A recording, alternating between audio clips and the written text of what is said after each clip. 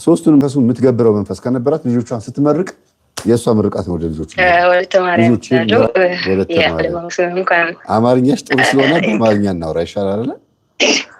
እሺ በቃ እኔ ተማሪ ያለው ጊዜ ሰዎች እንዳለ ዘፋኞች ናቸው፣ እኔ ጭምር ማለት ነው። ሰንበት ተማሪ ነበርኩ።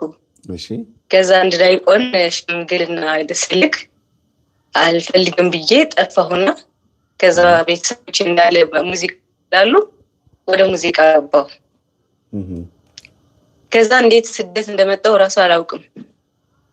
ስደት ሲመጣ ደግሞ ፈተና በፈተና ነው በቃ ስቲል እስካሁን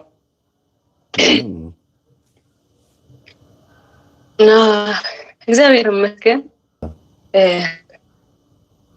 አሁን መንፈስ ራሱ እህቶቼ ላይ መጮህ ጀምረዋል። እኔም እንደዛ ማለት ነው። ምን ይላል? ታላቅ እህቴ መጀመሪያ ባር ነበራት፣ መቀሌ ትልቅ ባር ነበራትና ከዛ ሴቶች ወድንም ለሁላችን ማለት ነው ያን ማንኛው ሰው ለትዳር ይፈልገናል ይወደናል። ግን በቃ ስንቀርብ አሁን እኔ ማለት ነው በጣም ሰው ወዳለው ቁኑን በጣም ሰው ራሱ ፈልጎ ይመጣል። ሴቶች ነው ሲመጡ ቤት ያድሮ ውሎ 3 ቀን 4 ቀን ቀዶ በቃ ስለቁሰኝ የሚሄዱት። እሺ ከዛ በጣም ተሳቃቻለሁ በጣም እስካሁን ማለት ነው። አግብታችሁ ከወጣችሁ በኋላ ነው የሚያሰቃዩአችሁ ወይስ ምንድነው? አልገባኝም። ያገባ ሰው የለንም። ትዳር ጥያቄ ይመጣል። ከዛ ግን አታገቡም። ስንት ናችሁ ሴቶች? 6 ነን። 6ታችሁም አላገባችሁ? አዎ እኔ አላገባሁም። እህቴም እንደዛ ታናሽ እህቴ አግብታ ነበረ በተፋቀር እንዳገባት አሁን ቀሲስ ሄኖክም ይለፈልፋልና አሁን ጠፍታለች ማለት ከሱ ከልጁ ታለች። ይሄ ኔትወርክ እየተቆራረጠብኝ ነው። ቦታ ቀይር እስቲ። ደግሞ ምናምን እንትን የምትይው ነገር ትንሽ እንትን እያለ ነው። አትጨናነቂ። ታናሽ እህቴ ያለች ትንሽ ናት፣ 5ኛ ናት ከቤታችን። እሱ አግብታ ነበረ። ከዛ እኔ በብዛት ሰርቶ መቀየር አለባቸው ራሳቸው የሆነ ነገር መኖር አለባቸው ስለሚል ሁላችንም እንደዛ ነን። ከዛ አገባች። አልፈለኩም እኔ ብስም አልፈለገም ነበር ብቻ ታገባች። እኔ ጸበል ሄዱ እንደዚህ አርጉ የመምህር ተስፋዬ ትምህርት ምናምን ላሉና ከዛ ወጣለች። ልጅ ይዛ ልታስቆርብ ስትሄድ መንፈሱ ጮህ ከዛ እሺ ከዛ በመስተፋቅር እንዳገባት ቦታ ወራ። ከዛ በኋላ በቃ እንደዚህ እኮ ነው አለች። ታላቅ እህቴ ደግሞ ብር ገብርኤል ነበረች። ከዛ በቃ ጥፊ ያልኳት ደብዳቤ ጽፋ ልጁ ሄደች ወደ ቤቴ። እስካሁን የእህቴ ቤት ናት ያለች። ግን ልጁ ጭራሽ እከሳለሁ ነው ያሉት። ለምን እንደዚህ ለምን አታድርግ እንደዚህ ጥሩ አይደለም ምን ሆነ ነው ሲለው ወንድሙ ደውዬ ወንድሙ ሲጠይቀው ኧረ እኔ ከሳለሁ አለ። ምን አድርጌ ነው ከሳለሁ? ምን ብሎ ነው ከሳለሁ የሚለው ነው እኮ ምን? እኔ ምንም ያደረኩት ነገር የለ በመስተፋቅር አይደለም ገባኋት። መተትም ጭራሽ አላረኩም አለ። እናንተ አርጋችኋል ብላችሁ ጠይቃችሁታል ወይስ ዝም ብላችሁ ነው እንደዚህ አርጋሃል ያላችሁት? እየለፈለፈ እኮ ነው። ወራ ማርያምም ቀሲስ ሄኖክም ሁሌ ቀሲስ ሄኖክ እንደውም እዛ ለፍልፎ ሸኛል ተመልቶ ደግሞ ይመጣል። ከዛ ጭራሽ ይከሳለሁ አለ። ከዛ በቃ እናት ስልክም እንደታወሪው ዝጊ ባልኳት በቃ ዘጋች። እና እቺ ታላቅ እህቴም እንደዛ ዘብር ከሄደች በኋላ መለፍለፍ ጀመረ። እኔም በዛ ወርሳ ኪዳነ ምሕረት እንደዛ ጀመረ ግሩፕ ላይ ማህበር ላይ ማለት ነው። እና አሁን ጥያቄ ቤተሰቦች በጣም ጥሩ ሰዎች ናቸው። በጣም ነው የምልህ።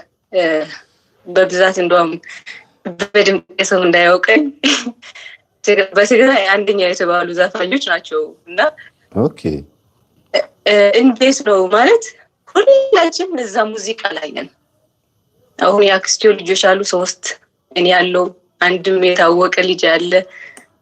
ትልቅ መሪያችን ደግሞ የታወቀ ነውና ከየት የመጣ ነው አሁን ሳስበው እንዴት ነው ሁላችን ወደ ሙዚቃ የገባን? ያሁን አቋርጫለሁ እንደውም ባለፈው በዛ ወር ምንም ብሎ ለለፈ እቺ ለምን አትዘፍንም? ቤተሰቦቿ እኮ ዘፋኞች ናቸው አሁን ዘምራለሁ እንጂ አልዘፍንም ትላለች ብሎ ይጫሃል። እኔ እሺ እና እንዴት ነው ሁላችን ወደ ሙዚቃ የገባን ምክንያት በምንድን ነው? ያኛው ጥያቄ ነው። ጥሩ ማለት እንትን ዘፈን አላችሁ ዩቲዩብ ላይ ምናምን ይለቀቅ እንደዚህ ሚዲያ ላይ ወይስ ሰርግ ላይ እንደዚህ ምናምን ነው የምትታወቁት? በምንድን ነው የምትታወቁት ዘፋኝነታችሁ? ሁለቱ በትግራይ አንደኛ ደረጃ ያዙት ናቸው ሁለቱም። እሺ እኔም ሞክሬ ነበር 1 3 ምናምን ሰርቼ ነበረ። እሺ አንድ አክስቴ ልጅም አለ ቤዝ ጊታር ክራር ደራሲ ምናምን ነው። አንድም ዲጄ ነው። ሁላችን ቤተሰብ እንዳለ እዛ ነን። መልካም እንግዲህ እኔ እንደምረዳው ከሆነ አሁን ሁለት አይነት መንገድ ነው ማሳየሽ። ከሁለቱ አንዱን አንቺ ሊሆን የሚችለው ነገር ትመርጫለሽ። እሺ እሺ አንደኛ በቤተሰብ በዘር ማለት ነው ዘፈን ወይም በእናንተ ደራፋይ ነው የምትሉት አይደለ? ዘፋኝ ብቻ ሳይሆን አዝማሪ ብቻ ሳይሆን ሌላም ሙያ በዘር በቤተሰብ የሚዋረሱት አለ። ሙያ ራሱ ይሄ ትምህርት ለምሳሌ አባት ኢንጂነር ከሆነ ልጆች በሙሉ ኢንጂነር የመሆን ምናምን የመዋረስ ነገር አለ። ለምን ገንዘብ የሚያስገኝ ከሆነ አዋጭ ከሆነ ያስገቡታል እዛ ውስጥ። ሁለተኛ ነገር ደግሞ የአባት ስኬት የልጆች ስኬት ልክ አሁን ቴዲ አፍሮ ለምሳሌ አባቱ ካሳሁን ገርማሜ ነው የሚባለው። ልክ እንደ አባቱ ነው ገጣሚ የሆነው፣ ግን አባቱ ዘፋኝ አልነበረም። ምናልባት ከሂሩት በቀለ ጋር የዛሬ 60 ዓመት 70 ዓመት የዘፈነው ዘፈን ይኖር ይሆናል። ከዛ ውጭ ግን ይሄ በዘፈን ይዋረሳል። የዱባለ ቤተሰቦች ታውቋቸዋላችሁ። በመቼም በኢትዮጵያ ውስጥ የሽመቤ ዱባለ፣ የእርጋ ዱባለ ምናምን እየተባሉ የሚጠሩ 5 6 የዱባለ ቤተሰቦች አሉ። ሁሉም ዘፋኞች ናቸው። አትሌቶች ጋር ስትመጡ ደግሞ የጥሩነሽ ዲባባ ማንች ዲባባ ደግሞ የሚባሉ ብዙ አሉ። 3 ምናምን አሉ።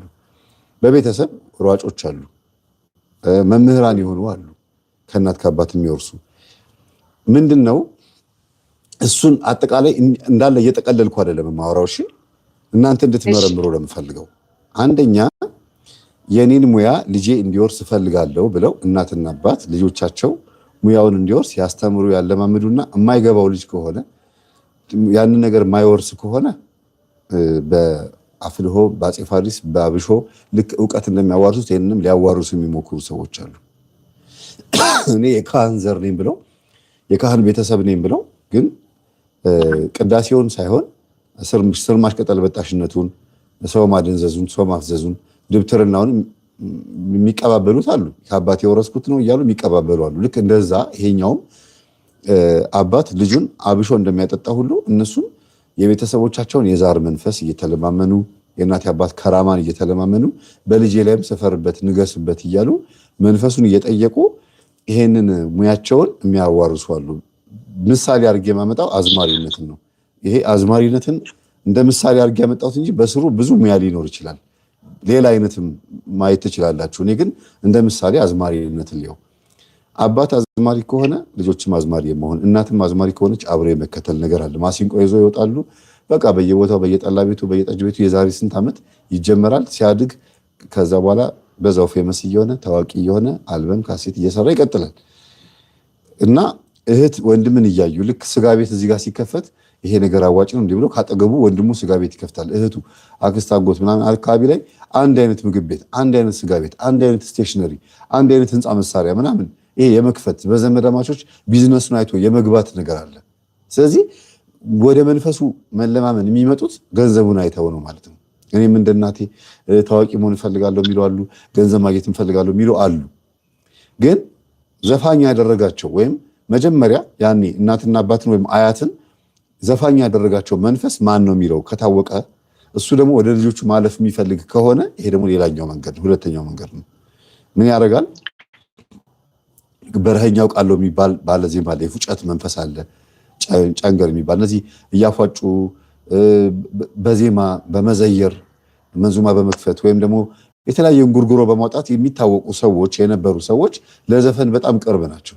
መንፈሱ እንደዛ ስለሆነ እናትና አባቶቻቸው ጠንቋይ ቤት ይመላለሱ ከነበረ ያን መንፈስ ይዘውት ይመጡና ለሕክምናም ልጅ እንድትወልድም ሊሆን ይችላል፣ ለምንም ሊሆን ይችላል። በዛ መንገድ በዛው ያልፋል ማለት ነው። ስንት ልጆች አውቃለሁ ከልጅነት ጀምሮ እኛ ቤት ውስጥ ዘፈን እንትን የለም አሉ። እኛ ቤት ውስጥ በጣም በቃ እንኳን ዘፋኝ ልንሆን ቀርቶ አሉ ጭራሽ ሀሳቡም የለንም። እቺ ኬት እንደመጣች አናውቅም፣ ድምፁ ሙት ይላሉ። ትንሹ መካከለኛ ልጅ አለቻቸው። 4 ሴቶች ልጆች አሏቸው፣ 2 ወንዶች ናቸው። ግን የሚገርመው ነገር አንደኛዋ መካከል ላይ ያለችው ልጅ ማለት ነው ድምጿ ይለያል። በጣም ነው የሚለየው። በቃ የሚገርም ድምፅ ነው ያላት። አይድል ሾው ተወዳድራለች። በጣም ብዙ ታዋቂ ከሚባሉት አርቲስቶች ጋራ ብትወዳደር ልታሸንፍ የምትችል ልጅ ናት። ግን ዛር ነው። ጸበል ቦታ ላይ መታ ስትጮህ ልጅቷ ዘፈኑን ማቆም አልፈለገችም፣ ግን መንፈሱ እንዲወጣ ፈለገች። ሲነገራት አላመነችም። ይኸውልሽ ከኛ ቤተሰብ ውስጥ ራሱ አንቺ እንዴት ዘፋኝ እንደሆንሽ አላወቅንም እና ምክንያቱም እንደሆነ አልገባንም፣ እስቲ አንድ ወር ተቀመጭልን ብለዋት የመጨረሻዋ የጥምቀቷ ወር ላይ የተጠመቀችበት ቀኗ ላይ ማለት ነው መንፈሱ ለሕክምና እኔ ጋር መተው ነው እኔ ሰጠኋት። በቃ ልጅቷ ታመመች ሲሉ እስቲ ልጃችሁን ለእኔ ገብሩልኝና እኔ ላድናት ብዬ ስላቸው ኧረ ችግር የለውም እንደፈለጉ ያርጋት ብላ ካፋ ሴትዮዋ ካፋ ሲወጣ እኔም ልጅቷን ወሰድኳታል። ስለዚህ ድምጿን ወሰደ ማለት ነው። ማን ነው ልጅቷን ወስዶ ድምፁን ሰጣት። ያ ጠንቋይ ደግሞ የታወቀ ባለዛር ነው። በቃ ኃይለኛ ዜማ ግጥም የሚያወጣ በቃ የሚገርም ሰው ነው። አንዳንዶቹ ዘፋኞች ጠንቋይ ጋር ሄደው ይሄንን መንፈስ ወርሰው መተው ነው በጣም የሚገርም ማንነት የሚኖራቸው።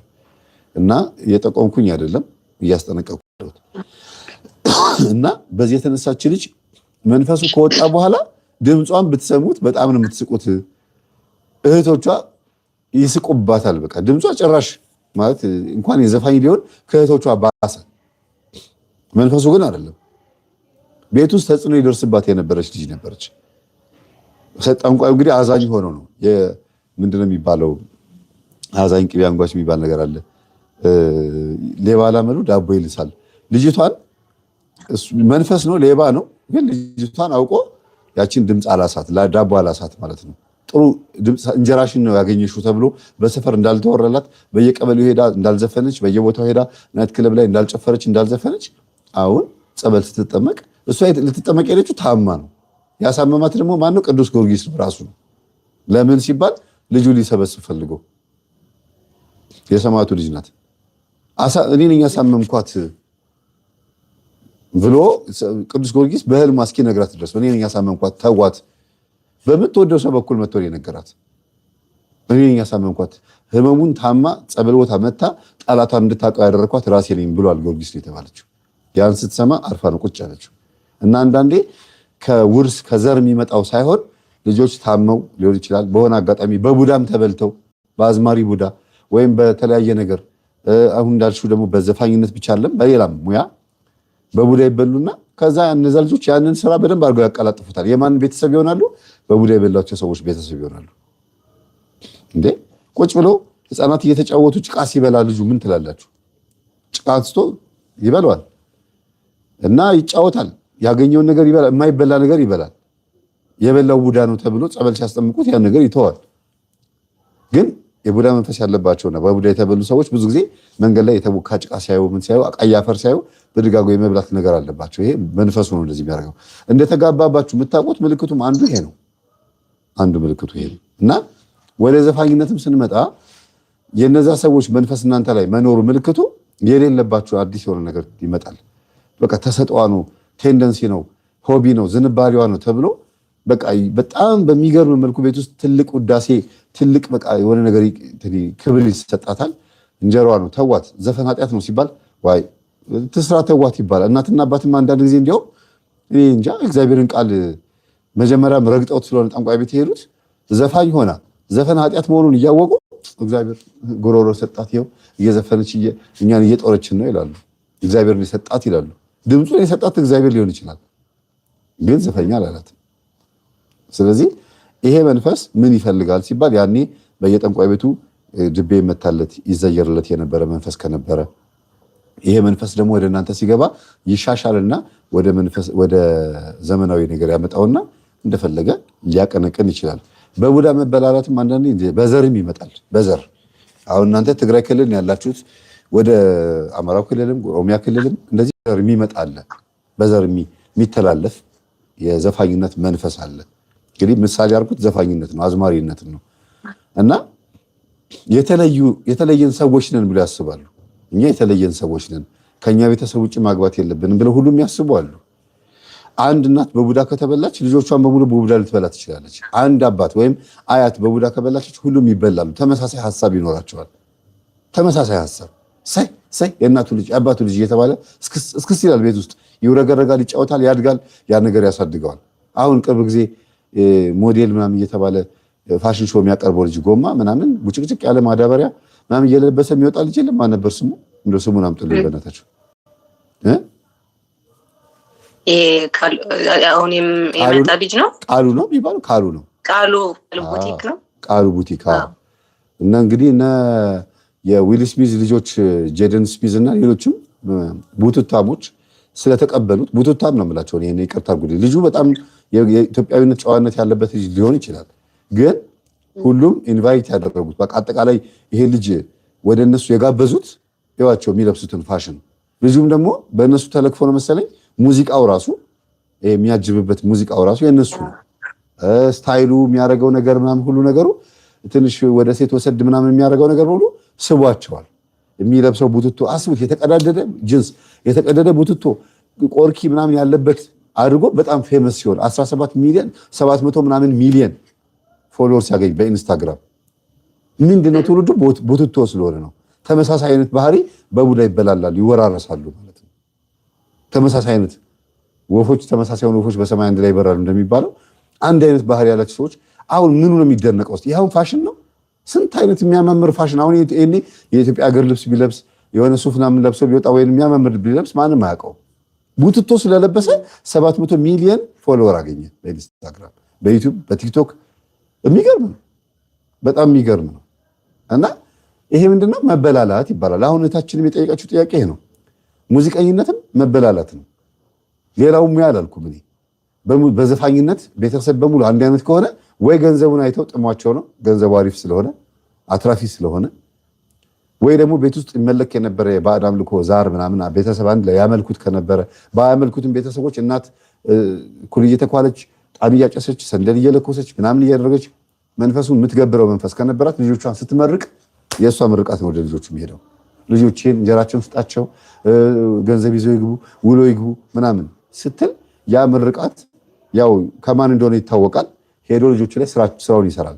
ጭራሽ ቴዲ አፍሮ አሁን ዘፈን አውጥቶ ዘፈኑ መዝሙር ነው እየተባለ ክርክር ስናወጣ በጣም እኮ የሚያሳዝን ነው። ሄዶ መጨረሻ ላይ የቤተክርስቲያን አባቶች ሁሉ ሳይቀሩ እናውቃለን የሚሉ መንፈሳዊ ነን ብለው የሚያስቡ ሰዎች፣ ቆራቢ ነን ብለው የሚያስቡ ሰዎች ሁሉ ሳይቀሩ ኧረ ከመዝሙር ይሻላል ማለት ተጀመረ። ዘፋኝ መንግስተ ሰማያትን አወርሱም እየተባለ እየፈለገ ብታድበሰብሱት በመዝሙሩ ምንም አይነት ግጥም ቢያመጣ መንግስትን እንትን ቢል ቢቃወም ምንም ቢልም ዘፈን ነው።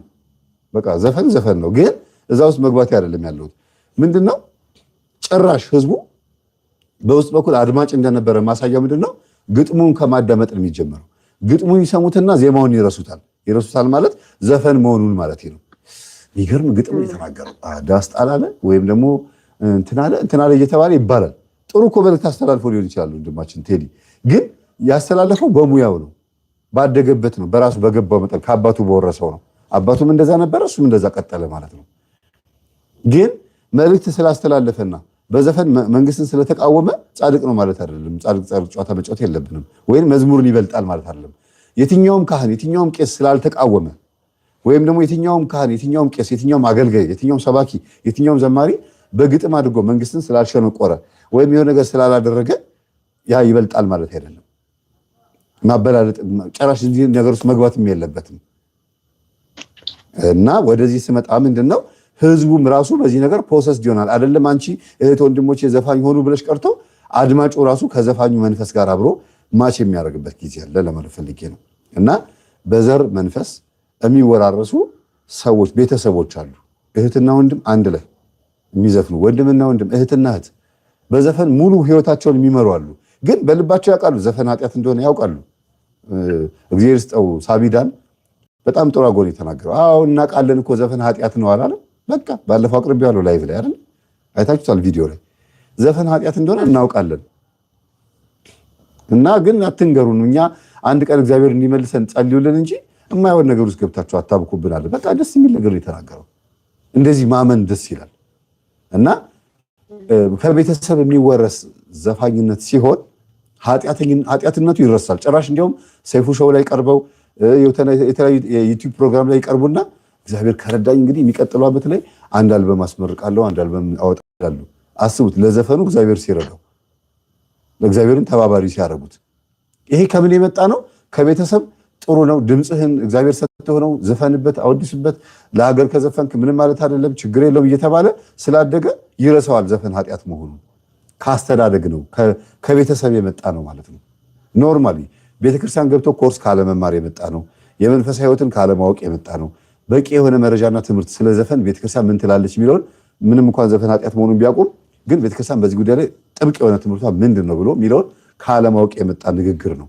ይሄ ንግግር ግን ከወላጅ ወደ ልጅ ሲሻገር ደግሞ አስቡት። ልጁም ይሄንን እየተቀበለ የሚሄደው አባቱ ሲከበር ናይት ክለብ ሲያቀርብ ወይም ደግሞ የሆነ ጭፈራ ሲያቀርብ የሆነ እንደዚህ እንትን ሲል ሲወደስ አድናቂ ነኝ ያሉ ሲፈርሙ ልጁ ፍቅር ያድርበታል። እንደዚህ ነው እንዴ እኔም እቀጥላለሁ ይላል። የታምራት ደስታ ልጅ ዘፋኝ ለመሆን ሞክሮ አልነበረ? አሁን ጠፋ ሚዲያ ላይ። እንደዚህ ይቀጥላሉ ከአባት ወደ ልጅ። ለምን አባቱ ዝነኛ መሆኑን ሲያቅ ወደ ልጅ ደግሞ ይቀጥላል። ይሄም ደግሞ ዝነኝነት ደግሞ ይወስዳቸዋል። ዛሩ ባይኖርም ዝነኝነቱ ደግሞ ይወስዳቸዋል።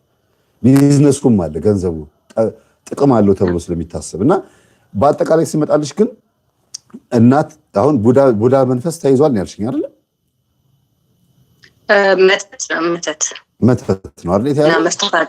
ከአንቺ በፊት የገባችው ጉዳይ አለችው እና በአጠቃላይ በዛ ቤተሰብ ውስጥ ሁሉንም እህትማማቾች አንድ ያደረጋቸው አንድ የበላቸው የቡዳ መንፈስ ይኖራል። ወይም ደግሞ ሁሉም ቢዝነሱ አሪፍ እንደሆነ አስበው አንድ ላይ ገብተውበታል። ከዛ ጅሬው ደግሞ በደንብ አድርጎ ይሄ ነገር አሪፍ ነው ብሎ አሳምኗቸዋል ማለት ነው። እንደዛ ነው ልል የምችለው ከመንፈስ አንጻር። ከቢዝነስ አንጻር ነግሬሻለሁ። ዝነኝነት አለ፣ ገንዘቡ አለ። ገንዘቡ አሪፍ ነው ብሎ የሚገባሉ፣ ዝነኝነቱንም ፈልገው የሚገባሉ። እንደገና እህቴ እንደተሳካላት እኔ የሚሳካልኝ ይችላል። የአንድ ዘር ልጆች ድምጻቸው ኔትወርክ ተቋርጦ መሰለኝ ኔትወርክ ተቋርጠባት። እንግዲህ በጣም ይቅርታ ሶሪ። በጣም እሷነች ራሷነች ተመልሰሽ ገባሽ። ኔትወርክ ተቋርጦ ነበር ዛሬ ማኪና ምረት ረዳኝ። ድጋሚ ስትገቢ ራሱ በጣም ገረመኝ። እና በጠቅለል አድርጌ ሳየው ዘፋኝ መንግስተ ሰማያትን አይወርስም። ገላትያ 5 ላይ የስጋ ስራ ናቸው ተብሎ ከተጠቀሱት ውስጥ አንዱ ዘፋኝነት ነው ሲባል ዘፈን የሚለው ምን ማለት የትኛውን ነው ብሎ ከማን ስሙ ባህልና ቱሪዝም ፕሬዚዳንት ጀምሮ ማለት ነው ማን ጻድቅ ነው የሚባለው ኢትዮጵያ ውስጥ ያለው ራብጡ ሰርጸ ድንግል አይደል? ከሰርጸ ድንግል ጀምሮ ታች ካሉት የሱን ሐሳብ እስከሚከተሉ ሰዎች ድረስ በሙሉ ዘፈን ጽድቅ እንደሆነ መዝሙር ነው ሊሉ እስከሚመስሉ ድረስ ዘፈን ኃጢአት እንዳልሆነ ለማሳየት ጥረት ያደርጋሉ። ዜማ ማዜም በራሱ አዚም ከሚለው ጋር ተመሳሳይ እንደሆነ በመጽሐፌ ላይ የነፍሱ ጋት ላይ በደንብ አድርጌ ገልጬዋለሁ። አንድ ሰው አዜመ ሲባል አዚምን አጣልብኝ ይባላል። አዜመ ሲባል አንድ ነገር ድግምት ደገመ እንደማለት ነዘነዘ ማለት ነው። እና ሙሉ በሙሉ ዘፈን ሽንጥና ዳሌን የሚያወድስ ስጋዊ ነገርን የሚያስመሰግን ከእግዚአብሔር መንገድ የሚያወጣ ዓለማዊ ነገር እንድናስብ የሚያደርግ መሆኑ እየታወቀ ግን እንደ ጽድቅ አድርጎ ማሰብና መንፈሳዊ የሆኑ ነገሮችን ሙሉ በሙሉ ከዚህ ጋር ለማመሳሰል መሞከር፣ ከዘፈን በሚገኝ ገንዘብ አስራት ለማውጣት መሞከር፣ ከዘፈን በሚገኝ ገንዘብ ቤተክርስቲያን ለማሰራት መሞከር፣ በኃጢአት የመጣ ገንዘብ መሆኑ እየታወቀ ጻድቅ ጨዋታ መጫወት፣ ይሄ ራሱ ሌላ ተጨማሪ ኃጢአት ነው። ከዘፋኝነቱ ጎን ለጎን እንደገና የድፍረት ኃጢአት ነው የሚሆነው። ስለዚህ እግዚአብሔር ሆይ ከዘፋኝነት ሕይወት አውጣኝ ገብቼበታለሁ ይባክኝ ከዚህ ነገር አውጣኝና ወይ ዘማሪ አድርገኝ ወይ ደግሞ ሌላ ስራ ሌላ ሙያ አስተምረኝ ሌላ በቃ ባገኘሁት ገንዘብ የሆነ ነገር ከፍቼ ከዛ ከዚህ ሙያ እንድወጣ አድርገኝ ብሎ መውጣት ልክ እንደ አስቴር ግርማ ማበዴ ነው ብላ እንዳለችው እህታችን ዘፈኑ እንደሚያሳብድ አሳይታናለች። አውቃችኋታል አስቴር ግርማ ማበዴ ነው ያለችው። አሁን ከዛ ህይወት ወጣ በቅዱስ ቁርባን ተወስና አንድ ቦታ ስብስብ ብላ ያለች ልጅ ነች። ልክ እንደዚህ በወጣትነት መጠራት ደስ ይላል። በአንድም በሌላም መንገድ ማለት ነው መጠራት በቃ ወደ ቤቱ መሰብሰብ። ሌሎችም አሉ እንደዚህ ስብስብ ያሉ። አሁንም አንቺ እንዳልሽው ከዚህ ዘፈን ወጥቻለሁ ነው ያልሽው። ቤተሰቦችሽ በዘፈን በምናም በተለያየ ነገር ታዋቂ ሊሆኑ ይችላሉ፣ ግን አዋቂ አይደሉም። ስለዚህ ታዋቂነት በራሱ ተጽዕኖ አለው። አዋቂና ታዋቂ ይለያያል። እግዚአብሔር ያውቀናል ወይ ነው? አዎ። በምን ያውቀናል? በኃጢአታችን። እግዚአብሔር ያውቀናል? አዎ። በምን ያውቀናል? ንስሐ ገብተን በመመለሳችን፣ ስጋው ደግሞ በመቀበላችን፣ በሁሉ ነገራችን ያውቀናል። ግን እግዚአብሔር ሁልጊዜ በጽድቅ ይወቀን። በጽድቅ ማለት ነው ወደ ንስሐ ገብተን እውነተኛ ነገር በመናገር ይወቀን። ሰው እየዘፈነ ቢሞትስ? ኃጢአት እየሰራ ትን ቢለውስ? ተባራሪ ጥይት ቢመታውስ? ኃጢአትን እየሰራ እያጧጣፈ እያስመሰለ ሰው ፊት ሲቀርብ ብቻ ቀለም ደፍቶ ተቀባብታ ምን ተብላ ተሽሞሙናችሁ ምን ብላችሁ ወጣችሁ ሰው ፊት ቆንጆ ሆኖ ታይታችሁ ለአልበም ለካሴት ምንድነው ሲንግል አልበም እየተባለ ለሚወጣው ለዛ ነገር ለግዠሪ የሆነ ቤት ውስጥ እየተቀረጻችሁ ህይወታችሁ ግን ሌላ የሚገርም አይነት ክሊፕ ትቀረጻላችሁ። ህይወታችሁ ግን ሌላ አይገናኝ። ቤት ገብቶ ማልቀስ፣ ቤት ገብቶ ማንባት አይደል እንደ የዘፋኝነት ህይወት። ይሄ መድረክ ላይ ብዙዎቹ ይመጣሉ። ሊገኩ አናገራቸዋለሁ። መድረክ ላይ ይዘፍናሉ፣ ቲያትር ይሰራሉ፣ የተለያየ ያዝናናሉ፣ ያጫውታሉ። ቤት መጥተው ደግሞ ህይወታቸው ላይ ደግሞ ያለቅሳሉ። ያ ምንድነው? ያ ህይወት ሌላ ነው፣ ህይወት ሌላ ነው። እና የማስመሰል ህይወት ብዙ ጊዜ የሚያጠቃው ነገር ቢኖር ዘፋኝነት ነው። የማስመሰል ህይወት ያጠቃዋል እና ይታወቃል። መንፈስ እገዛ እንዳለበት ይታወቃል። የአባታችን አባ ጳውሊ ባለፈው በስንክሳር ላይ ያቀረብኩላችሁ ምንድነው ህዝቡን የምታረገው ብለው ሴጣኑን ጠየቁት እኮ ይላል ታሪካቸው ላይ ስንክሳር ላይ። ህዝቡን አዘፍነዋለሁ፣ ህዝቡን አስጨፍረዋለሁ፣ በቃ እንደዚህ ራሱን ስቶ እንዲወድቅ ነው የማደርገው ብሎ የተናገረው ሴጣን። መቃቢያን 3ን ይዩት ከምዕራፍ 1 እስከ ምዕራፍ 3 ድረስ የራሴ ልጆች በደንብ ናቸው በድምጽ በፉጨት እጠራቸዋለሁ ነው የሚለው። የት? በየናይት ክለቡ በየጭፈራ ቤቱ እጠራቸዋለሁ። ናይት ክለብ የሚከፈት የማን ዘፈን ነው? የዘፋኞቹ አለ እንዴ? ይጨፈርበታል። መቼም ቅዳሴ አይቀደስበትም በዘፈኑ። ስለዚህ ኃጢአት መሆኑ እየታወቀ ማሽሞንሞን ማድበስበስ አያስፈልግም። ግን ወንድሙና እህቶቻችን ባስተላለፉት መልእክት የሚመለስ ሰው አገር የምትስተካከል ከሆነ በግጥሞቻቸው አገር መንግስት የሚረጋጋ ከሆነ ይቀጥሉ። ግን እኛ ያለ ነው ምንድነው እግዚአብሔር ያልጠበቃትን ሀገር የትኛውም ሰራዊት ቢበዛ አይጠብቃትም ነው የሚለው። ሰራዊት ማለት ወታደር ብቻ አይደለም፣ ዘፋኝም ጭምር ነው። ድምፅ አለኝ ብሎ የሚያስብ በሙሉ ሰራዊት ይባላል። እግዚአብሔር ከተማን ካልጠበቀ፣ እግዚአብሔር ህዝብን ካልጠበቀ ወታደር ከተማን መጠበቅ አይችልም። ንጉስ በወታደሩ ብዛት መጠበቅ አይችልም ይላል አይደል እንዴ? ምን ማለት ነው ይሄ? በየትኛው ማየት መንገድ አመፀኛ የሆነ መንግስት፣ አምባገነን የሆነ መንግስት ቢኖርም እንኳን አሁን ያለው ይኑር አይኑር እኛ የምናውቀው ነገር አይመለከተንም። እኛ ቢኖርም እንኳን የሚያስታግሰው ማን ነው? እግዚአብሔር ነው። መጥቶ ደግሞ ያ መንግስት መጥቶ ደግሞ ህዝብን የሚቀጣው በህዝቡ ኃጢአትም ሊሆን ይችላል። ንስሐ ስላልገባ ሊሆን ይችላል። በየገዳሙ በየቤተክርስቲያኑ በየቦታው በየምኑ የምንሰማው ጉድ አለ። በእኛ በአገልጋዮች ኃጢአትስ ቢሆን በእኛ በህዝቡ ኃጢአትስ ቢሆን እየተቀጣ ያለው የግዴታ አምባገነን የሆነ ነገር ሲመጣ ወይ ሞት ሲበዛ እንደው እንደዚህ ሞትን ተገደልን ምን አይደለም መሆን ያለበት ምንድነው? ይሄ ነገር ከምን መጣ? ትንቢቱ እየተፈጸመ ነው አይደለም? ይሄ እስራኤላውያን ሲቀጠቀጡ አልነበረ? ራሱ እግዚአብሔር እኮ በነገስታት ላይ አድሮ በአሕዛብ ነገስታት ላይ አድሮ መጥቶ ህዝቡን ቀጠቀጠው ይላል። ህዝቡን ረገጠው ይላል። በነቢያት ላይ አድሮ በሕዝቅኤል ላይ በነብዩ ኤርሚያስ ላይ አድሮ መጥቶ እንዲህ ይመጣባቸዋል እንዲሆንባቸዋል ይላል። ከዛ ይመጣል መከራቸውን ያሉ ታስረው በሰንሰለት ታስረው ወደ ባቢሎን ይሄዱ አልነበር እንዴ? ማን ያደረገው? እግዚአብሔር ነው እኮ። ለምን? ጥፋት ስላጠፋ ኃጢአት ስለመጣ።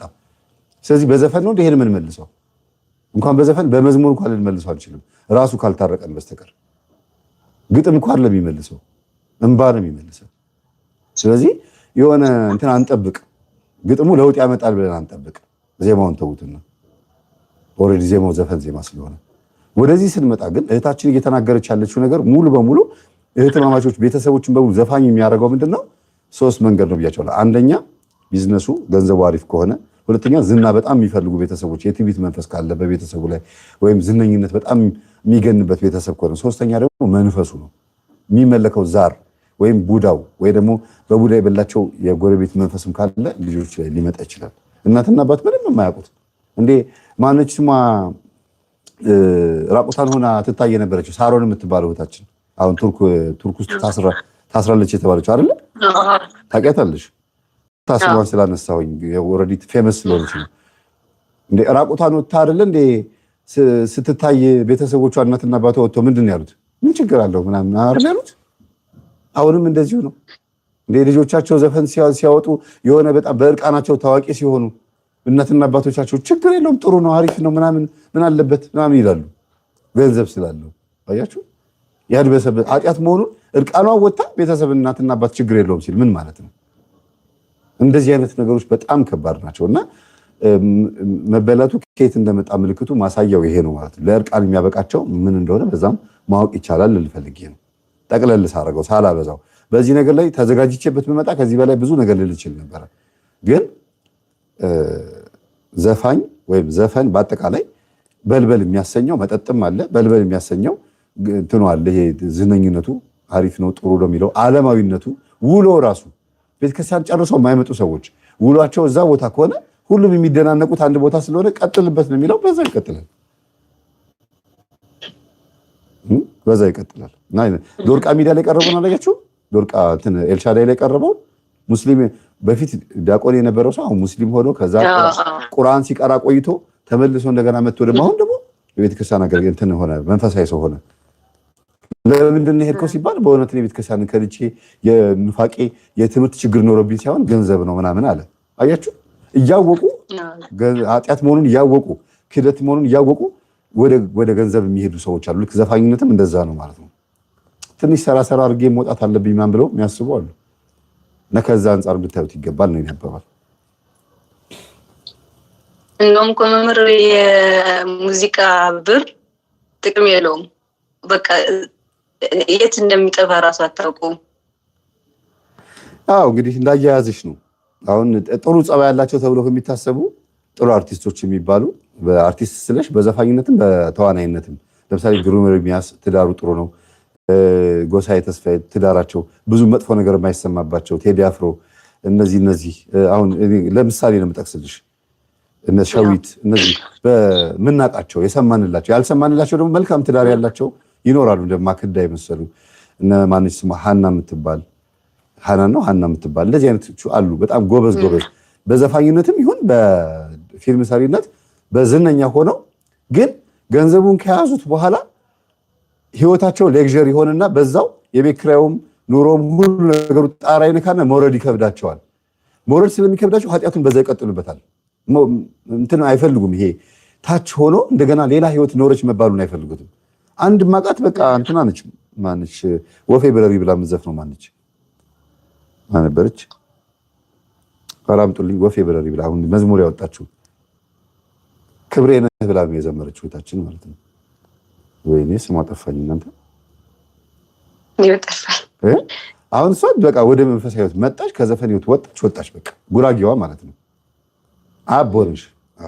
አቦንሽ በቃ አሁን እሷ ወደ ቤተክርስቲያን መጣች ገባች። በቃ ሌላ ወደ ዓለም እንኳን ልትሄድ የምትችልበት ነገር ቢኖር ዘፋኝነት አይደለም። ባለባበስ በምናምን ደስ ያላትን ነገር ስትለብስ ምናልባት በዛ ጉዳይ ሌላ ነገር ልትባል ትችል ይሆናል እንጂ በቃ ወደ እግዚአብሔር ከመጡ በኋላ የማይመለሱ አንድ ጊዜ ዘፈን ቆርጦ የመጡ ሰዎች ይኖራሉ። ሌላም ሰው እንደዚሁ የምታውቋቸው ዘፋኝ ነው። እስኪ ስማቸውን ጻፉ።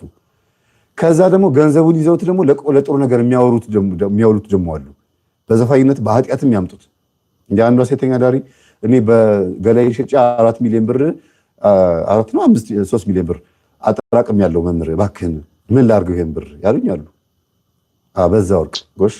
በዛ ወርቅም ከዘፋኝነት የመጣችው እሷማ ጭራሽ እንዲያውም አሁን የሚገርም መዝሙር አውጥታ እግዚአብሔር ድምጿንም ህይወቷን የሚባርክና መጨረሻዋን ያሳምርላት። የሚገርም ነው። የኛው ትምህርት ተከታታይ ናት። በጣም መልካም ሰው ናት። እግዚአብሔር አክብራት።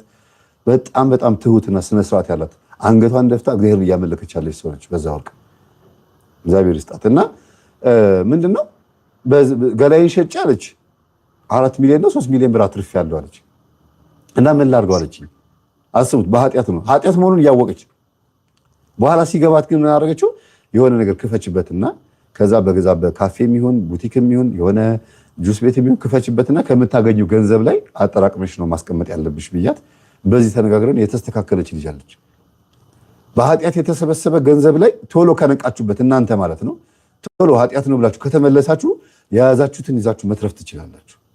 ከዛ ውጭ ግን ካሉበት ማማ ከፌመስነት ከዝና ከገንዘብ ከሀብት መውረድ ስለሚከብዳቸው ባገኙት ገንዘብ ልክ ህይወታቸውንም መኪናውም ኑሮም ምኑም ከፍ ስለሚል ከዛ መውረድ ስለማይፈልጉ በዘፋኝነቱም ሆነ በኃጢአቱ ይቀጥሉበታል።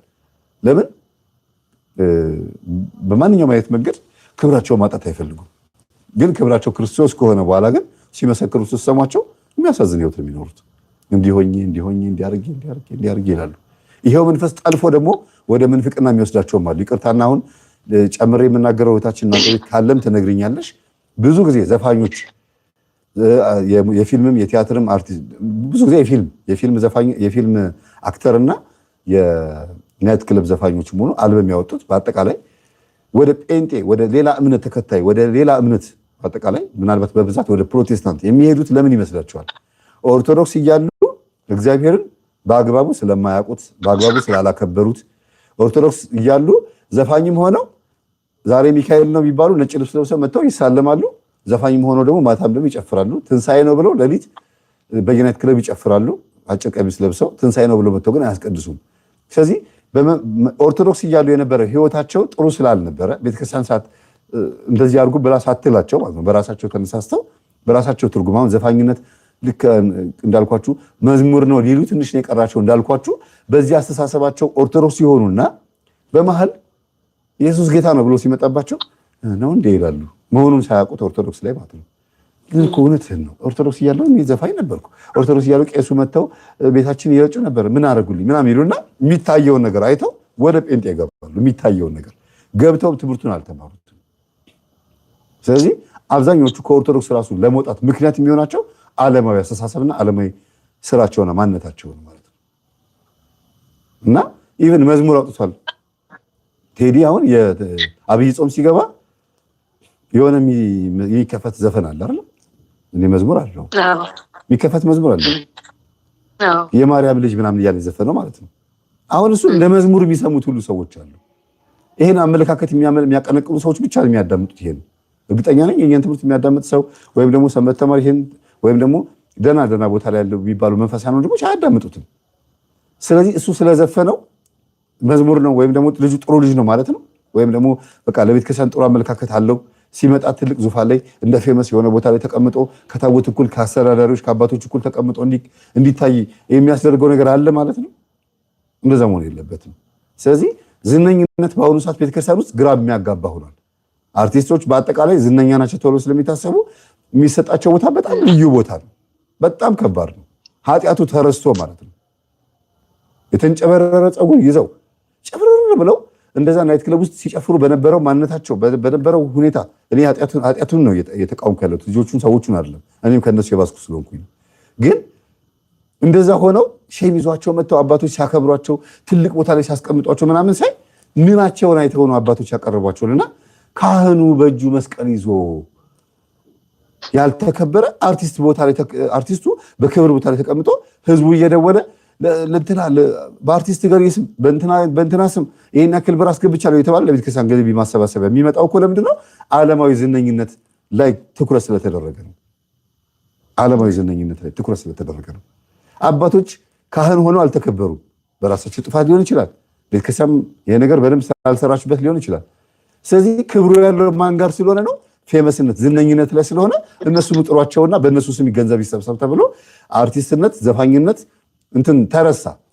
አሁን ምን ማለት ጀመሩ? ኮሜንት ላይ ሳየው ቴዲ ዘፈን ካወጣ በኋላ እንዴ በአርቲስት ስም አይደል እንደ ገንዘብ እየተሰበሰበ ቤተክርስቲያን የሚሰራው ዛሬ ነው እንደ ኃጢአት ነው የምትሉት ዘፈን ምናምን ብለው ይጽፋሉ። ይሄው ለዚህ መሰደብ ምክንያት ሆነን ማለት ነውና በአንድም በሌላ መንገድ ተረስቷል ኃጢአትነቱ። ይኸውላችሁ ድራማና ቲያትር የሚሰሩ አርቲስቶች ኃጢአተኛ ናቸው ወይም ደግሞ ኃጢአት ነው ስራ አላልኩም። የዘፋኝነት አርቲስትነት ነው የተናገርኩት። የቲያትርና የፊልም ተዋናይ ወይም ድራማ ተዋናዮች ስማቸው አርቲስት ነው፣ ዘፋኞችም አርቲስት ነው ስማቸው። ግን ይሄኛው የዘፈኑ ህይወት ነው ኃጢአት ነው ያልኳችሁ። ዘፋኙ ምናልባትም እግዚአብሔርን የሚፈራ ሊሆን ይችላል። በጣም በጣም እግዚአብሔርን የሚያከብር አንድ ቀን እግዚአብሔር በመለሰኝ ብሎ የሚቆጭ የሚያለቅስ በቤቱ የሚጸልይ በቃ የሚገርም ላይፍ ሊኖር ይችላል። እግዚአብሔር ይመልሳቸው እንደዚህ አይነት ሐሳብ ያላቸው። እያልን ያለነው ስራውን ነው፣ ዘፋኝነትን ነው እያልን ያለነውና ከቤተ ክርስቲያን ጋር የምናነካካውም በዓለማዊ ማንነታችን ነው። ለዚህ ነው ከዘፈን ህይወት መውጣት ያቃተን። የመጥምቁ ዮሐንስን አንገት ያስቆረጠው እኮ ዘፋኝነት ነው። ተወረገረገች፣ ዘፈነች፣ እስክስታለችለት ምን ልስጥሽ አላት። የመጥምቁ ዮሐንስን አንገት ቆርጠ ስጠኝ አለችው። ዘፋኝነት በዚህ ልክ ነው፣ ከባድ ነው። እና ሌሎችም ነገሮች ማንሳት ይቻላል። ዞሮ ዞሮ ካልኩሽ ውስጥ የሆነ ሐሳብ እንደወሰድሽ ተስፋ አደርጋለሁ ብዬ አስባለሁ።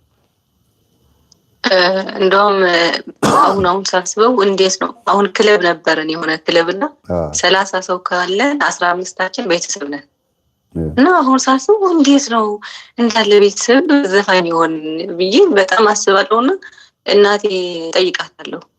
እንዳለ ቤተሰቦች በጣም ተከበሩ፣ ትሁት፣ በጣም ለሰው የማግዙ ቤተሰብ ነው ያሉኝና ጠይቃታለሁ። የዛር መንፈስ የእናትሽ ምናምን እንደዛ ከነበረ ገረኝ ይላታለሁ። የጠንቋይ ምናምን ደግሞ አይወዱም እንዳለ ቤተሰብ ነው ማለት እና ምንም የማውቁት ነገር የለም። ምንድነው ዛር አለችኝ እናቴ ራሱ እንደዚህ ሲላት አረኝ ጭራሽ የለም አለችኝና እንዴት ነው ታዲያ በምን ምክንያት ነው እንደዚህ ሁላችን ዘፋኝ ሆነን ብዬ አስባለሁ ሁሌና ከሚገርምህ በጣም ከባድ ነው ይሄ ሙዚቃ ላይ መስራት ራሱ በጣም ከባድ ነው። አሁን ብዙ ሰው ይሄን እከለ ቤተሰብ ከናት ምናምን ብሎ በቃ የትልቅ ነገር ነው። እኔ ራሱ እንደዚህ ኮራ ነበር። አሁን ሳስበው ግን ኮንትነቱ ነው በቃ የምታየኝና እግዚአብሔር ከፈቀደው ቀይራችኋለሁ ብዬ አስባለሁ። እግዚአብሔር ያግዝሽና ቢያንስ እንደው ሙሉ በሙሉ ባትቀይራቸው በህይወታቸው ፍጻሜ በህይወታቸው መጨረሻ ጊዜ ላይ ብቻ እግዚአብሔር ምን ያርጋቸው ማስተዋሉን ሰጥቶ ለንስሐ ህይወት ያርጋቸው። በቃ ኢትዮጵያ ውስጥ በተለይ የተዋህዶ እምነት ተከታይ ሆነው በዘፋኝነት ህይወት ውስጥ ያሉ ሰዎች መጨረሻ ላይ ንስሐ ገብተው ነው የሚሞቱት። እኔ አስታውሳለሁ ድምፃዊ አርቲስት ታምራት ሞላ የድሮ ዘፋኝ የነበረው ማለት ነው የመላከ መንክራት የመምህር ግርማ ወንድሙ ጉባኤ ላይ መጥቶ ይከታተል ነበረ። ህመምም እድሜም ሆኖ አሁን በህይወት የለም፣ ነፍሱን በገነት ያቆይልን። መዝሙር ሊያወጣ ሲል ነው በቤቱ ድረስ ሄጄ ማለት ነው። እውነት ባለቤቱ የእሳቸው ባለቤት ይመሰክሩልኛል። በቤቱ ድረስ ሄደን መዝሙር ሊያወጡ ግጥምና ዜማ ሊሰጣቸው እየተዘጋጀን እያለ የሰማችሁ ነው የሰማሽ ነው ኔትወርክ ተቋርጦ ነበርና መዝሙር ሊዘምሩ በቃ ግጥም ያጠኑ ዜማ ምናምን እንደዚህ በቤታቸው ድረስ ሄጄ እንትን እያልን ነው ያለፉት። ግን ተቀብሏቸው እንደዘመሩት ነው የምንቆጥረው። መጨረሻ ላይ ኢትዮጵያ ውስጥ ያሉት ዘፋኞች በተለይ ትልልቆቹ የሚባሉት እነዚህ በጣም የድሮ የሚባሉት ኢንድ ኦፍ ዴይስ የምትባሉን ታውቋታላችሁ? ዩቲዩብ ላይ እንትን ላይ ቲክቶክ ላይ ኢንድ ኦፍ ዴይስ ምን ከዩቲዩብ የቀረችው የጠፋችው እኮ ምን ብላ ተናግራ ነው ሰዎች ሙልጭ ያደረጓት? የኢትዮጵያ ዘፈኖች እኮ በተለይ 70ዎቹና 80ዎቹ እኮ ከመዝሙር የማይተናነሱ ናቸው ብላ ተናግራ ነበረ። ተሳስታ ሊሆን ይችላል። እንደዚህ የሚል አስተሳሰብ አለ ብዙ ጊዜ በኢትዮጵያኖች ላይ። የድሮቹ ዘፋኞች ትንሽ እግዚአብሔርን ይፈሩታል። ግጥምና ዜማዎቻቸውም ከቤተ ክህነት አካባቢ ከድቁና ከክህነት ምናምን መተው ነው ብሔራዊ ቲያትር፣ አገር ፍቅር ቲያትር ምናምን መተው ገብተው የተሰገሰጉትና እዛ እንትን ቅጥረኛ ሆነው ዘፋኝና ተወዛዋዥ የሆኑት እና የሚያወጡት ዜማም ከእንትኑ ላይ ነው። ሃና ዘመዴ ዘመዴ ሃና ዘመዴ የሚለው መዝሙር እንዲያው የምሩ ብለው ዘምረውት ዘፍነውት ማለት ነው። የቤተክርስቲያንን ዜማ ለዘፈን ተጠቅመውበት ነበረ። ለዚህ ነው የድሮ መዝሙሮች ማለት ዘፈኖች ከመዝሙር ጋር ተቀራራቢ ናቸው ይባሉ የነበሩት በቅኝታቸውም በግጥማቸውም። አሁን ዘፋኞቹ ወደ ምን ይቀርባሉ? ወደ ቤተክርስቲያን የመቅረብ መጥቶ የማስቀደስ መጨረሻ ላይ ንስሐ የመግባት በቃኝ ማለት እዚህ ማለት ነገር አለባቸው። አሁን ያሉትን ወጠጤዎች አላልኩም እኔ የድሮቹን ያልኩት እና ለዛ ያብቃልሽ ልል የምችለው ይሄንን አሳሳብ ያምጣቸው። መጨረሻ ላይ መቼ እንደሚሞተው አይታወቅም። ሰው አርጅቶ ብቻ ለሚሞተው ወጣትም ሆኖ ሊሞት ይችላል። በሰው እጅ አይሞቱ፣ ትን አይበላቸው፣ ምንም ነገር ተባራሪ ጥይት አይንካቸው፣ ግን ንስሐ ገብተው ይሞቱ። ዛሬ ባይለወጡ መጨረሻቸውን ሁሉ ነገር የሁሉም ቤተሰቦች መጨረሻ ንስሐ ሆኖ አይተሽ አንቺን ይሄን አይተሽ ብታልፊ ነው የምመኝልሽ እንጂ ቀይራቸው ምናምን ብዬ እንትላል። ለምን እንጀራ ከሆነ ኑሮ ከሆነ በፍጹም አይሰሙሽም፣ ንቅንቅ አይሉልሽም። ፍልስፍናቸው ሁሉ ይብስብሻል። እንደውም ይሄ ትንሹ በጣም በትግራይ አንደኛ ነው። የሆነ መሳሪያ ነው የሚጫወተውና አንደኛ ነው፣ አንደኛ ደረጃ የያዘ ነው። ግን በቃ ማለት መቀጠል አይፈልግም። ይሄ የሙዚቃ ህይወት እኮ ያስጠላል፣ ብር ምንም ለውጥ የለውም ይላልና ትንሽ ከሰራሁ ላስካ ሽፍት አደርጋለሁ ይላል እና ባለፈው ራሱ በርሜንን ሄድ ብዬው ነበረ። ይሄዳል። እነዚህ ጫት ሽጋራ ምንም ደግሞ አይጠቀሙም እንዳለ ሁላችሁ። በዚህ ደስ ይለኛል። ይሄ መጠጥ ምናምን አይደሉም። እንደውም ይሄ ትንሹ ቡና እንጂ ሌላ አይጠቀምም። በዛ እግዚአብሔር ይመስገን ደግ ናቸው። ባህርም በጣም ብዙ ሰው ያመሰግናሉ አያቸዋለሁ ኢንተርቪው ላይ እና በባህራቸው አሪፍ ባህር ነው ያላቸው። ግን የዘፈኑ ራሱ ኃጢአት መሆኑ ስለማውቅ እግዚአብሔር ባወጣቸው ብላለሁ። እግዚአብሔር ከረዳኝ ጭራዋጣ ምናምን ይዞራሉ። ኖ ጭራዋጣ ማለት ማሲንቆ ማለት ነው በእናንተ አይደል? እንደዚህ ምናምን ታውቁ ፌመስ ስለሆነ በእንደዚያ ነገር የለባቸው። አይዞርም። ኖ 4-5 አልበም አለው። በቃ አምልሽ አይደለም ከልጅነት ጀምሮ እንደዚህ ነበር ወይ ነው የጀመሩት ወይ? በልጅነታቸው ገና ሁላችን 10 ምናምን ዓመት 12 11 ዓመት ነው ሙዚቃ የጀመርን። አሁን እንግዲህ ምን መሰለሽ፣ አሁን አንቺ ያነሳሽ በጣም ደስ የሚል ሀሳብ ነው። ጫት ሲጋራ ምናምን ሱስ ውስጥ ምናምን የሚገቡትም ውሏቸው ነው። እዛ ናይት ክለብ ውስጥ ስለሚጨፍሩ በተለይ ዘፋኝ ሆኖ ናይት ክለብ ካልሰራ ምናምን በቃ ደህና ዘፋኝ አይባልም ይባላል። ለምሳሌ እስጢፋኖስ የሚባለው ዘፋኝ ታውቁታላችሁ? ክሊፕ ምናምን የሚሰራው ቀጭኑ ልጅ ማለት ነው። አሁን እሱ ይዘፍናል፣ ክሊፕ ያወጣል። ግን ምን ይሉታል? መድረክ ላይ እስቲ ውጣና ልብ ካለ እስቲ ማይክሮፎን ይዘህ እስቲ ዝፈን፣ ድምጽህ በኮምፒውተር እየታገዘ ማም እያሉ ብዙ በኮሜንት ማም ይተርቡታል። አሁን ብቃት ያለው ነው። ለምሳሌ ነው ያመጣሁት ኮሜንት።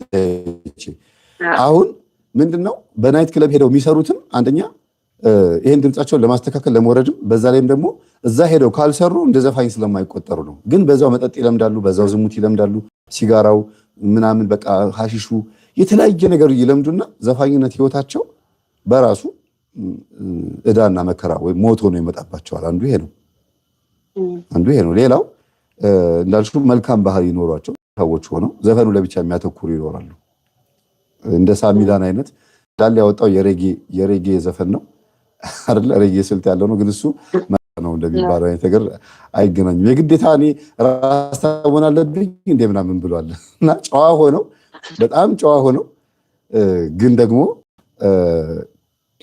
ዘፋኝነቱን ይቀጥሉበታል። ጥሩ ሆኖ ይቀጥሉበትና የተወሰነ ገንዘብ ከያዙ በኋላ ጥፍት ይላሉ። በዛው ይቀጥላል። በዛው ሱሱ መኖሩ አልመኖሩ አይደለም፣ ሙያው በዛው ይቀጥልና ልክ ደና የሆነ ኑሮ ሲኖሩ ትዳር ሲይዙ ምን ሲሉ ደግሞ ከሚስታቸው ጋር ባለው ጉዳይ የሆነ መናቆር ሲመጣ ተጣልቶ ደግሞ ትዳሩ ሲበተን እንደገና መልሰው እዛው ኃጢአት ውስጥ ይገባሉ። እና ከልጅነት ጀምሮ ዘፈን እየዘፈናችሁ እየተለማመዳችሁ አድጋችሁ ደግሞ ሙያውን መተው ደግሞ ይከብዳችኋል። አንዳንድ የመንግስት ሰራተኞች ምሳሌ አድርጌ ማመጣው አንዳንድ የመንግስት ሰራተኞች የ5,000 ደሞዝተኛ የሆኑ 10,000 ያቺን ደሞዝ ተቀጥረውባት ፈተና ቀስ እያሉ አድገው ምን ብለው ይኖራሉ። እና ከዛ ሙያ ወጥተው ከዛ ስራቸው ወጥተው የግል ሱቅ ለመክፈት የግል የሆነ ስራ ለመስራት ይፈራሉ። እንዲህ ደግሞ ብከስርስ ወጥቼ ደግሞ ይሄን ስራ አገኘው ብዬ ደግሞ ከዛ ከመንግስት ወጥቼ ጡረታዬን ባጣስ አረዚው ነው ብለው ከእጅ ወዳፍ የሆነ ኑሮ ጠዋት ሌሊት ተነስተው 11 ሰዓት ተኩል ትራንስፖርት ይዘው መስሪያ ቤት ሄደው ቁጭ ብለው ከዛ ማታ ደግሞ 11 ሰዓት ወጥተው ወደ ቤታቸው መሽቶባቸው እድሜ ልካቸውን 40 ዓመት 30 ዓመት እንደዚህ አድርገው ከእጅ ወዳፍ የሆነ ላይፍ የሚመሩ አሉ። ለምን? ያኛውን ነገር መተው አይፈልጉም። እየሰሩት ያለውን ስራ ሌላ ስራ ልሞክር ካሉ ደግሞ አንደኛ ሙያዬ ባልሆነ ነገር ውስጥ ገብቼ በከስርስ ይላሉ። ሁለተኛ ነገር ደግሞ ጡረታዬን ባጣስ ይላሉ። እና አብሮን ያደገውን ሙያ መተው በጣም ይከብዳል ልልሽ ፈልጌ ነው። ዘፋኝነትም ከልጅነት ጀምሮ ከሆነ የምትሰሩት እንዴማ ጥርሴን የነቀልኩበት ስራ ነው እንዴት ተተወዋለሁ ብለው በቃ በዛ ነገር ውስጥ የሚርመጠመጡ ሰዎች አሉ። ካህን ቤት ውስጥ ጸበል ሊረጭ ሲመጣ ሮጦ ይወጣሉ። ጸበል መረጨት አይፈልጉም። ለድምጽ ብለው ምናምን ድግምትም ሊያስደግሙ ይችላሉ። ዝነኛ ለመሆን ጠንቋይ ጋር የሚሄዱ ይኖራሉ። ያ ሁሉ በጣም ብዙ ነገር ውስጥ ይከታቸውና እንዳይመለሱ ያደርጋቸዋል። ወደ ክርስቲያን እንዳይመጡ ያደርጋቸዋል። ወደ መንፈሳዊ ሕይወት እንዳይመጡ ያደርጋቸዋል። እና ከዚህ አንጻር ዝነኝነት በጣም ትንሽ ከበድ የሚለው ዝነኝነት ነው። በቃ ዋናው ላይ ማማው ላይ ይወጡና የኃጢአት ከፍታ ባማ ይባላል። ባማ መጽሐፍ ቅዱስ ባማ ይለዋል። የኃጢአት ከፍታ እና በአማ ላይ ይደርሱና ጫፉ ላይ ይደርሱና መውረድ ይከብዳቸዋል። ከዛ ተምዘግዝገው ሲወድቁ ደግሞ ተመልሰው እንደገና መነሳት አይፈልጉም። ወይ ራሳቸውን ያጠፋሉ፣ ወይ በሱስ ውስጥ ይደበቃሉ። በቃ የሆነ ጫት ሲቅሙ ጥርሳቸው ዜሮ እስከሚገባ ድረስ ከሚዲያም ከምንም ጥፍት ብለው ደግሞ ይሄ ገሌ የሚባለው ዘፋኝ አይደለም እንጂ ምን ሆኖ እንደዚህ ሆኖ ምናምን ተብሎ ሁሉ ህይወቱ ግራ እስከሚያጋባ ድረስ እንደዚህ ሆነ። ለምን? መጀመሪያ ይዞት የመጣው ነገር አለ፣ አብሮት ያደገ። ሌላ ስራ ለስራ ቢል እንኳን እምቢ ይለዋል። ሙያ ለልመድ ቢል እምቢ ይለዋል። ገንዘቡንም ራሱ መቋጠር ሴቭ ማድረግም አይወድም፣ መበተን ነው የሚወደው። ለምን? ራሱ ሙያው ከባድ ስለሆነ ከዛ አንጻር ነው። ሌላ መጠየቅ እችላለሁ? በርቺ፣ ጠይቂ፣ ችግር የለውም ጠይቂ። እሺ፣ በብዛት ማለት ነው ቤታችን የማጋጥመኝ ተደጋጋሚ ታላቅ እህቴ የሚወድ ወንድ ለፍቅር የሚጠይቃት ልጅ ማለት ነው። እህቴ እምቢ ካለችው ወደ እኔ ይመጣል፣ እኔ እምቢ ካልኩት ወደ ታናሽ እህቴ ይሄዳሉ። ማን እና ድገሚልኝ፣ ይቅርታ። አሁን ታላቅ እህቴ ያለች ልበል፣ አንድ ወንድ መጥቶ ለፍቅር ይጠይቃታል። እሷ እምቢ ካለች ወደ እኔ ይመጣል፣ እኔ እምቢ ካልኩት ደግሞ ወደ ታናሽ ይሄዳልና በብዛት ብዙ ወንዶች ያጋጥማል። እና እንደውም አክስቴ እናንተ ሰዎች ምንድነው ከነሱ ቤት እንዳትወጡ ተብላችኋል እንዴ ትላለች። እና በምን ምክንያት ነው ተደጋገመባችሁ እንደዚህ አይነት ነገር? በጣም ብዙ ወንዶች እንደውም እኔ አልፈልግም ያልኩት ለታናሽ እህቴ ፍቅረኛ ይዘው በጣም ተናድጄ በቃ አብጄ ደውዬ ከእህቴ ራቅ ሲለው ቆይ አሳይሻለሁ ብሎ ፈከረና አገባት። እሱ ደግሞ የሚረባ ሰው አይደለም፣ በጣም በቃ ዱርዬ ነውና ይሄ ምንድነው የሚባለው? ይሄ በቀል ይመስላል። ተቋርጠባት ያስላሴ ምንድነው?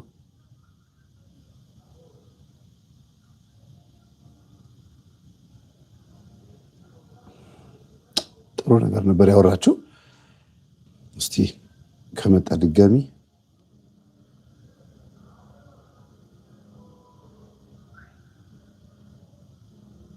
አይ ማንም የለበረ ስሙ ቆይ አገኘታለሁ።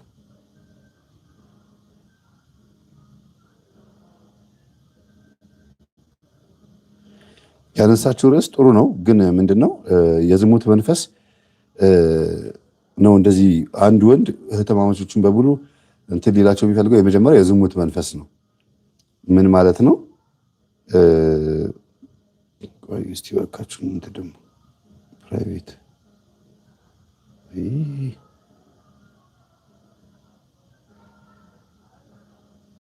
ንግግሯን ሳትጨርስ የተቋረጠ በጣም ሶሪ፣ በጣም ይቅርታ። እሺ እሷ ልተዋትና በቃ ወደ መልሱ ልግባ። ሀሳቧ ገብቶኛል።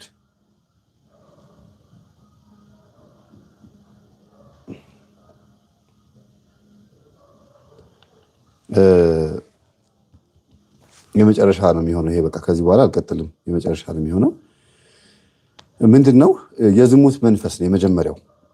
ያ መጥቶ እህቷን ያገባው መንፈስ እሷን መልሶ የሚፈልጋት ከሆነ ሌሎች እህቶቿንም የሚፈልግ ከሆነ እነሱ ራሳችሁ እናንተ ቤተሰብ ውስጥ ያለ መንፈስ ነው አንድን ሰው እንደዚህ የሚያሽከረክረው። አንደኛ ነገር ትዳር እንዲያስጠላችሁ፣ ወደ ትዳር እንዳትገቡ። ይሄ ነገር በአጠቃላይ ኃጢአት ነው። እንዴት የእህቴን ባል አገባለሁ፣ የእህቴን ባል እንዴት ጓደኛ አድርጌ ይዛለሁ ምናምን ብላችሁ እንድታስቡና ከዛ ደግሞ በኃጢአት ውስጥም ተጨማልቃችሁበትም ከነበረና ይሄ ነገር ተፈጽሞም ከሆነ በቃ ትዳር የሚባል ነገር እንዳትይዙ ነው። የዝሙቱ መንፈስ ያልከሰከሳችኋል። ይሄ ነገር ደግሞ የዛው የልጁ መንፈስ ደግሞ እናንተው ጋር መጥቶ ይሄ ነገር ለተንኮል ይፈልግ ይሆናል። አንድ ቤተሰብ ላይ ያጋጠመኝ ልንገራችሁ። ከነዚህ ቤተሰቦች ውስጥ አንዷን ነው ማግባት ያለብህ ተብሎ ተነግሮት እህትማማቾች ለየብቻቸው ነው የሚያጓራቸው፣ ለየብቻቸው ሁሉንም እና ለማን እንዳትናገሪ ለትሽም እንዳትነግሪያት ብሎ ሶስቱንም ያወራቸዋል። ጸባያቸውን እየገመገመን ያለው ለምን ሲባል እነሱ ቤተሰብ ውስጥ አንዱን ካላገባህ ሀብታም አትሆንም፣ እድል አይኖርህም ተብሎ ተነግሮታል። እንደዚህ አይነት ሰው አጋጥሞኛል። እና አንዷን አገባ፣ መካከል ያለችው ልጅን አገባ። ከዛ ላገባ ነው ብላ ስትነግራቸው ፍቅረኛሽን አሳይን ሲላት ስታሳያቸው እንዲህማ እኔን እያናገረኝ ነበር አሉ። ከዛ በዛ የተነሳ በቃ ያደረገው ነገር ተበላሸበት። ግን ያም ሆኖ ልጅቷ አፍቅራ በቃ አብሯቸው አድሯል ሲባሉ አይ አብሮን አላደረም አንቺን የመረጠው ከአንቺ ጋር ይጋባ ተብሎ ተጋቡ። ጉዳዩ የሚገርማችሁ ከሆነ ከ2 ዓመት ከ3 ዓመት በኋላ የታወቀው ልጅቷ እንደማንኛውም ሰው መምህር ጉባኤ ላይ መጣች። ጸበል ስትጠመቅ ስትል መንፈሱ ተቀሰቀሰ። ከዛ መምህር ሄዱ። መምህር ጸበል አጥምቀው ሲሄዱ ህዝቡ የሚበተንበት ሰዓት ነበርና በዛ ሰዓት መምህር ልቡ አልመለስ አለ። መንፈሱ ታስሯል፣ ተይዟል፣ ተጋልጧል እና ልብ መልስ በልልን አሉኝና መቁጠሪያ ሰጡኝ። አንተ ልብ መልስ ብዬ ስመታው ቀና ብሎ እንደዚህ ተነስቶ እንዲያፈጠጠብኝ በስላሴ ስም ስራህን አቁም ብዬ ምንድነው ስለው እኔ የቤተሰብ እድል ልሰርቅ የመጣሁኝ ባሏ ነኝ አለኝ። በስላሴ ስም እና ምን ማለት ነው ብዬ ጎትቼ ወሰድኳትና ከቤተ ክርስቲያኑ ጀርባ ጓሮ ላይ ወስጄ ምንድነው ተናገር አልኩት። ከዛ ሶስቱንም እህቶቿን በሙሉ እሷንም እህቶቿን ሁለቱንም እህቶቿን በሙሉ አበላሽቻቸዋለሁ አለ። እነሱ ግን አልነካንም ያሉት ፈርተው ነው፣ ለእህቷ ብለው ነው፣ ለእህታቸው ብለው። የሶስቱንም ድንግልና ወስዷል። አንድ ሰው እኮ ነው አስቡት። የሶስቱንም ድንግልና ውሰድና ደማቸውን አምጣ ተብለው ነው። 3 እህትማማቾችን አንድ ሰው አግብቷት እየኖረ እነሱ ታቸው ብለው ጸጥ ብለዋል። ግን አጋለጣቸው፣ መንፈሱ አጋለጣቸው። እናንተ እንደዛ ነው ስላቸው ጊዜ አዎ በቃ እንግዲህ የመጣነው ቤተክርስቲያን ነው እሷ እንዳይደበራት ብለን ዝም አለን እንጂ እኛ ሁላችንም የተጫወተብን አሉ ባሉ አልኳቸው። አዎ ይሄን ነገርማ እስከ መጨረሻው ማወቅ አለብኝ ብዬ ቁጥራቸውን ተቀብዬ በማግስቱ እቤት መጥቼ ሰውየው በእነሱ እድል ነው የምትኖር ይኸውልህ ሀብት ያገኘው በእነሱ እድል ነው ስለው ጊዜ ማን አንተ አለኝ። እኔማ መምህር ተስፋ ይባላለሁ። ምንድነው ይሄ በዩቲዩብ ላይ እንደዚህ አስተምራለሁ። ስራዬም ይሄ ነው። ትምህርቴን አዳምጥ። ከዛ በኋላስ በንስሐ ማትመለስ ከሆነ ግን በጣም ከባድ ነገር ነው አልኩት። አንድ ያግብታታል ግን አሁን ንስሐ ግባ። የድል መተትህን ከልጅቷ ላይ ታነሳለህ። ንስሐ ገብተህ ስትሰግድ ካላየው በዩቲዩብ ላይ ነው የማወጣው አልኩት። አሁን ትምህርታችን እየተከታተለ ነው ያለው። አስፈራርቼው አይደለም።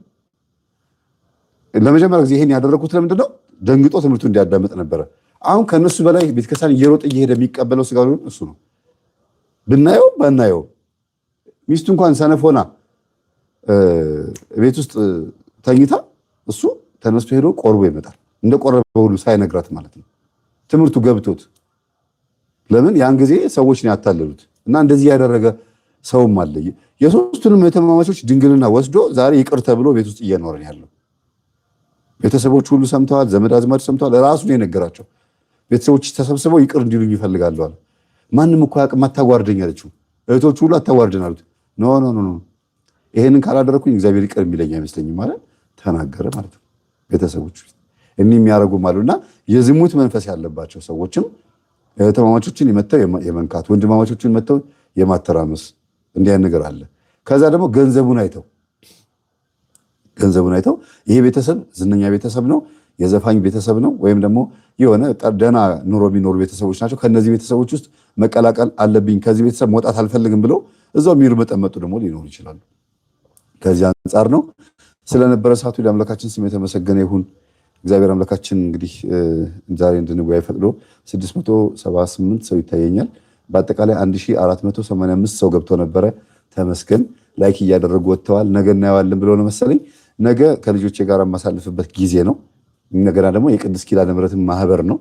ሰርግ አለብኝ፣ ግን ግማሽ ቀን ላይ ጥፍት ብዬ መጥቼ ወደ ማህበር እመጣለሁ። ትንሽ የተወሰነ ሰዓት ማህበር ላይ ማረፍ ይመስለኛል፣ ግን አለሁ እገኛለሁ። ሙሽሮች እግዚአብሔር አምላክ ትዳራችሁን ይባርክ።